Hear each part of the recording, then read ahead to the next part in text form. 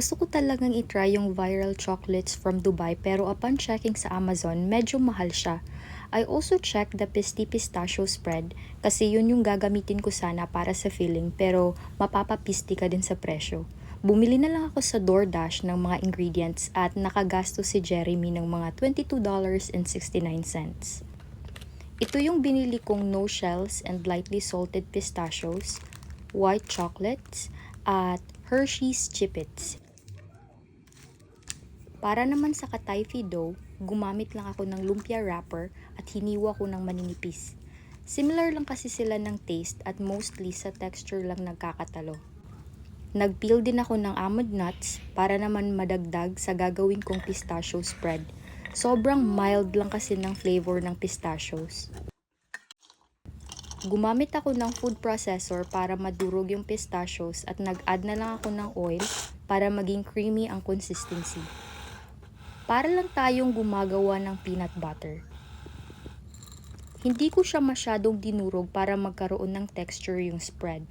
White chocolates din yung ginamit ko instead of whole milk and sugar para mas mapahaba ang shelf life. Mga hanggang 2060. Char.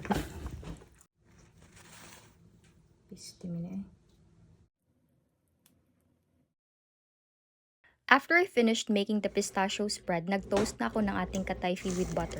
Medium fire lang hanggang mag-golden brown.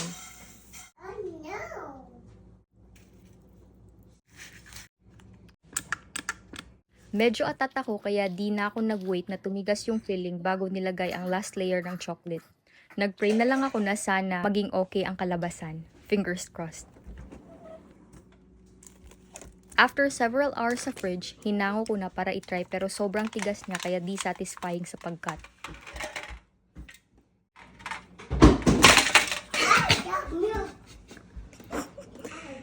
To be honest, I'm pretty impressed. I expected it to be mediocre and not too great, but the semi-sweet chocolate balanced the richness of the pistachio spread perfectly. The texture of the ketifi also added a nice contrast, making it even more enjoyable. Overall, gagawin ko pa ba to? Hindi na kasi masyadong matrabaho.